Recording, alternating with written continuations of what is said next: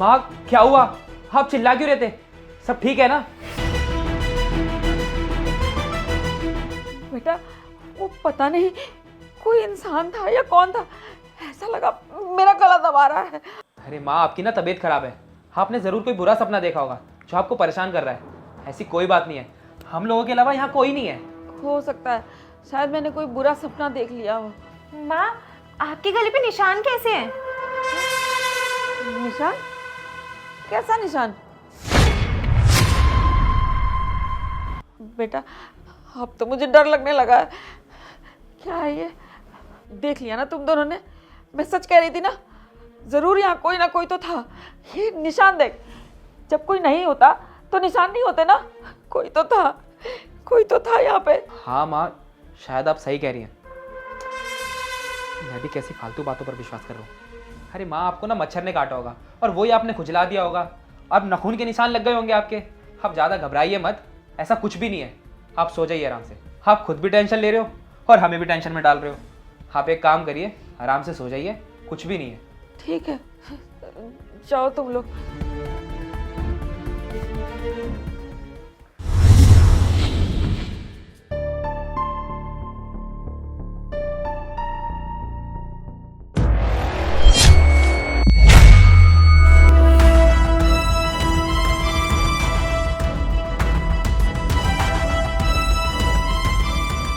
बेटा देख, मैं सो रही थी ना, ये पंखा गिर गया, मैं बाल बाल बच गई। अरे माँ, घर में अभी नया नया काम हुआ है ना, शायद उसने ठीक से किया नहीं होगा, इसलिए ये पंखा गिर गया। आप कहाँ छोटी छोटी बातों पर ओवर रिएक्ट करने लग जाते हो। मैं कल ही इसे ठीक करा दूंगा। आप चलिए, शिवानी और मेरे रूम में सो जाइए। चलिए चलिए माँ जी, आपकी दवाई का टाइम हो गया ना, ये लीजिए दवाई। ठीक है बहू।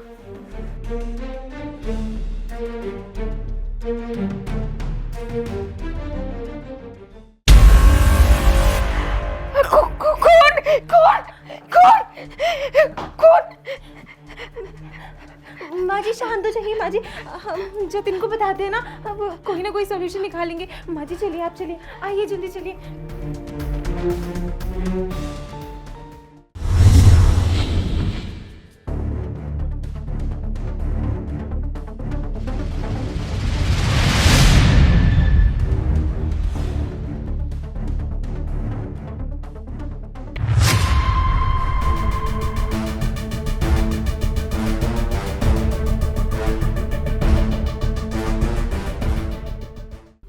देख बेटा, तुझे अभी भी लग रहा है मैं सपने देख रही हूँ? मैं कह रही हूँ ना, इस घर में कुछ ना कुछ है। ये किसने लिख दिया है? पर माँ, अरे तुझे अभी भी विश्वास नहीं हो रहा है? मैं सपने देख रही हूँ। एक बात बता, ठीक है ये मेरी गलतफहमी है क्या? जब मैं सो रही थी पंखा मेरे सर पे गिर गया, अगर मैं नहीं हटती मैं तो मर गई होती ना। और तो और वो पानी पी रही थी, वो पानी खून बन गया। और उस दिन रात में सो रही थी तो किसी ने मेरा गला भी दबाया था। मैं बोल रही हूँ बेटा, इस घर में कुछ ना कुछ तो है।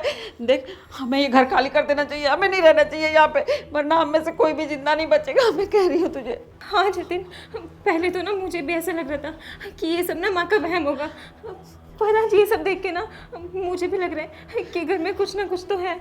मुझे बहुत डर लग रहा है जतिन। अरे शिवानी, तुम ये कैसी बातें कर रही हो? इतनी पढ़ी लिखी होकर गवारों वाली बातें कर रही हो सकता है किसी की शरारत हो। अरे जतिन, हमारे घर में छोटा बच्चा थोड़ी ना है जो शरारत करेगा, और मेरा भाई तो बड़ा हो चुका है ना, वो ये सब थोड़ी ना करेगा। तुझे क्या हो गया है? तेरा दिमाग खराब हो गया है क्या? सामने लिखा हुआ है घर खाली करो। अगर हम में से किसी ने ये चीज नहीं लिखी तो तुझे विश्वास क्यों नहीं हो रहा कि इस घर में कुछ ना कुछ है? वो बोल रहा है कि ये घर खाली कर दो।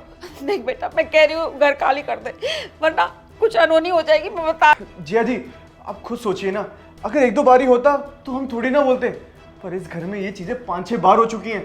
अब 5-6 बार होना कोई मजाक तो नहीं है ना? आपके सामने खुद है।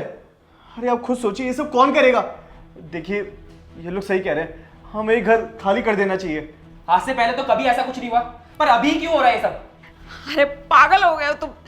अनहोनी कभी बता के नहीं आती है। जो आज तक नहीं हुआ वो सब हो रहा है ना। अब और क्या चाहिए? क्या देखना चाहते हो तुम? बता दो मुझे। देख जतिन, मैं बता रही हूँ तुझे, अगर ये घर खाली तू नहीं करेगा ना तो तू रह यहाँ पे। मैं ही चली जाऊंगी गाँव।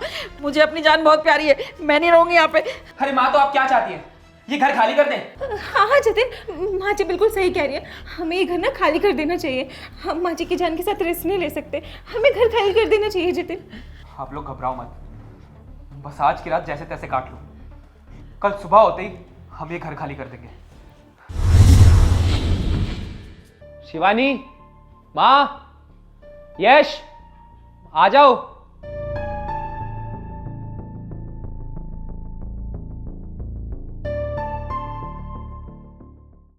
बेटा फिर घर हम कब खाली कर रहे हैं? अरे माँ, घर तो हम खाली कर देंगे, लेकिन उससे पहले आप इनसे मिलिए। ये ना बाबा हैं और ये ना भूत भगाते हैं, तो इस घर में जितनी भी बुरी शक्तियाँ होंगी ना, ये सबको भगा देंगे। अरे बेटा तू इन सब चक्करों में कहाँ पड़ रहा है? तू बस ना ये घर खाली करवा दे, हमें यहाँ नहीं रहना, मुझे जाना है यहाँ से। अरे माँ, आप टेंशन मत लीजिए, मैंने काफ़ी सारे लोगों से इस बारे में बात करी थी कि हमारे घर में कुछ बुरा बुरा हो रहा है, और उसके बाद मैंने जितने भी लोगों से पूछा, सबने मुझे इन बाबा के बारे में बताया, और इसीलिए आज मैं इन्हें अपने घर पर लेकर आया हूँ। और आप जानते हो, इन बाबा को ना तांत्रिक विद्या आती है। अगर इस घर में कुछ भी उल्टा सीधा हो रहा होगा ना, ये सब पता लगा लेंगे। तो क्या हमें आज की रात यहीं काटनी पड़ेगी? अरे माँ, आप टेंशन मत लीजिए, आप खुद सोचिए ना, ये घर मैंने बड़ी मेहनत से बनाया, अब इसको ऐसे ही थोड़ी ना बेच देंगे। बस आज की रात काट लीजिए, अगर आज कुछ बुरा होता है ना, तो मैं आपसे वादा करता हूँ, हम कल सुबह ही इस घर को खाली कर देंगे। और बाकी बाबा है ना, आप बाबा जी से बात कीजिए, बाकी सब ठीक हो जाएगा। बाबा जी, आप बताइए ना माँ को। देखिए माँ जी, घबराने वाली कोई बात नहीं है, मैं हूँ ना। ये देखिए, मैं ताबीज़ लेकर आया हूँ, ये अपने घर में रखिए। अगर ये रात भर में काला हो गया तो समझ जाइए आपके घर में बुरी शक्तियों का वास है। अगर ये लाल ही रहा तो समझ जाइए आपके घर में कोई बुरी आत्माओं का वास नहीं है। इसका मतलब आपके घर का ही सदस्य जो आपको परेशान कर रहा है। हाँ माँ, बाबा सही कह रहे हैं, प्लीज़ आज की रात रुक जाइए, कल सुबह दूध का दूध और पानी का पानी हो जाएगा। अगर तू कह रहा है तो देख लेते हैं क्या होता है। जतिन, माँ जी, यश, सब जल्दी से बाहर आओ। देखो पंडित जी का दिया हुआ ताबीज काला हो गया, बाहर आओ। अरे क्या हुआ शिवानी, तुम चिल्ला क्यों रही हो? माँ जी ये देखिए ना, ताबीज काला हो गया। मैं तो कहती हूँ जतिन और माँ जी इस घर को ना अभी खाली कर देते, जरूर इस घर में ना काली शक्ति का वास है। हाँ माँ, ये सही कह रही है, तुरंत ही अपना सामान पैक करते हैं और निकलते हैं यहाँ से। हाँ हाँ सही कह रहे हैं ये दोनों, मैं अभी सामान पैक करती हूँ। रुको माँ, सामान पैक करने की जरूरत हमें नहीं, शिवानी और यश को है। जतिन, कैसी बातें कर रहे हो? हम दोनों बैग पैक क्यों करें? मुझे कुछ समझ नहीं आया। अभी समझ आएगा, तुम दोनों जरा अपने हाथ देखो।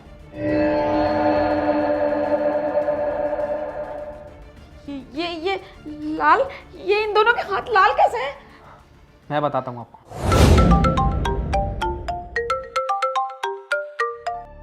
हाँ भाई बोल। हाँ भाई, तू नुक्कड़ नाटक में अभी भी काम करता है ना? हाँ भाई करता हूँ, बता। तो कल फ्री है? हाँ भाई खाली हूँ। तो एक काम करियो, कल तांत्रिक बाबा का गेटअप लेके ना मेरे घर आ जाइयो। तांत्रिक बन के? हाँ भाई, तुझसे जितना बोला उतना करना, बाकी तुझे तेरे पैसे मिल जाएंगे। ठीक है भाई। ठीक है।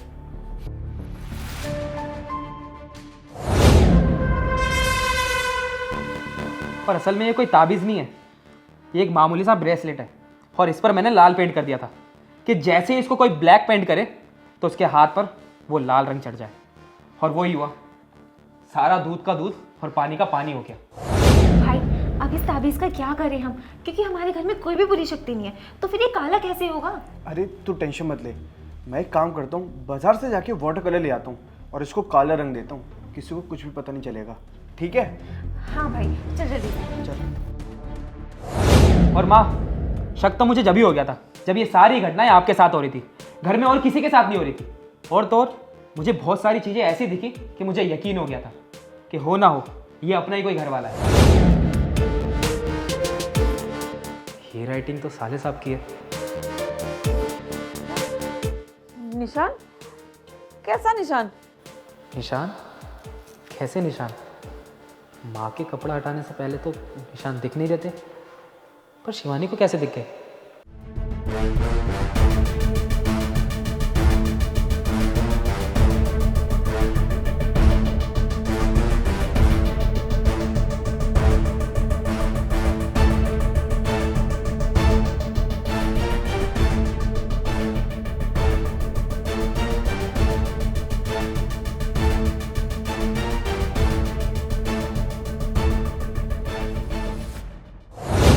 मैंने ये प्लान बनाया क्योंकि मुझे पता था अरे कोई भूत हमारा घर खाली क्यों कराएगा।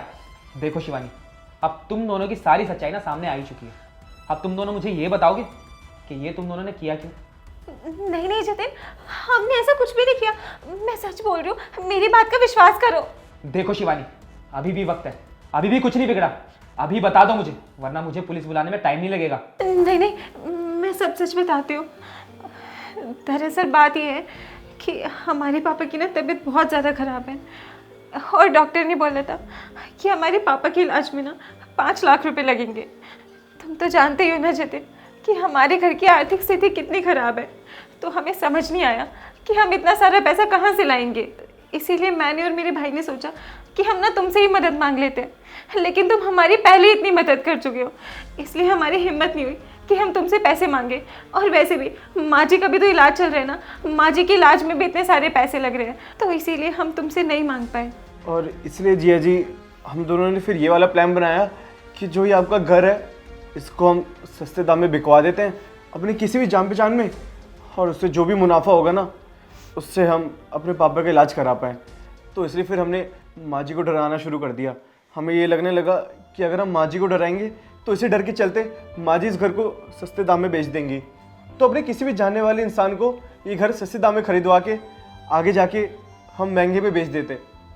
हाँ, बल्कि हमने तो ये भी सोचा था कि जब मेरा काम सेटल हो जाएगा तो मैं आपके सारे पैसे लौटा दूंगा। जतिन, मैं ना तुम्हें सच बता रही हूँ, मैंने ना कभी भी तुम्हारा बुरा नहीं चाहा, पर हमारे पापा की हालत इतनी ख़राब है ना कि हमें उसके आगे कुछ दिखा ही नहीं। बस मुझे इतना दिख रहा था कि हमारा ये घर बहुत महंगे दामों में बिक सकता है और कैसे न कैसे हमारी मदद हो जाएगी, इसलिए हम दोनों ने ये प्लान बनाया। क्या शिवानी, ये सब तुमने सिर्फ पैसों के लिए किया? अरे अगर कोई दिक्कत थी तो मुझे बोलती ना, मैं तुम्हें पैसे देता। मैंने कभी तुम्हें मना किया है? अरे तुम जितना बोलती मैं उतने पैसे देता। अरे कम से कम एक बार मुझसे बात तो करती। तुम्हारे पापा मेरे पापा भी हैं, और भला मैं ये क्यों चाहूंगा कि तुम्हारे पापा कभी ठीक ही ना हो। लेकिन तुमने क्या किया? अरे पाई पाई जोड़कर मैंने ये घर बनवाया था, और तुम मेरी माँ को डराकर ये घर बिकवाना चाहती थी। अरे जरा तुम खुद सोचो, तुम्हारी इन घटिया हरकतों की वजह से मेरी माँ को कुछ हो जाता तो, इनको हार्ट अटैक आ जाता तो, अरे तुम दोनों का कुछ नहीं जाता, लेकिन मुझसे मेरी माँ छिन जाती, मेरी माँ की जान पर बात आ जाती। अरे जैसे तुम दोनों को अपने पापा प्यारे है ना, वैसे मुझे मेरी माँ भी प्यारी है। खैर छोड़ो शिवानी, हमें तुमसे क्या ही बोलूं। तुम खुद जानती हो कि जो भी हरकत तुमने पैसों के लिए की है ना, ये बहुत नीच हरकत है, बिल्कुल सही नहीं है ये। अरे अगर एक तरफ तुम अपने पापा को देख रही थी तो दूसरी तरफ तुम्हारा पति भी था, उसकी तरफ भी ध्यान देती। अरे तुमने तो सब कुछ देखा है ना कि मैंने कितनी मेहनत से ये घर बनाया था, मैं ऐसे ही थोड़ी ना बेच देता इसे।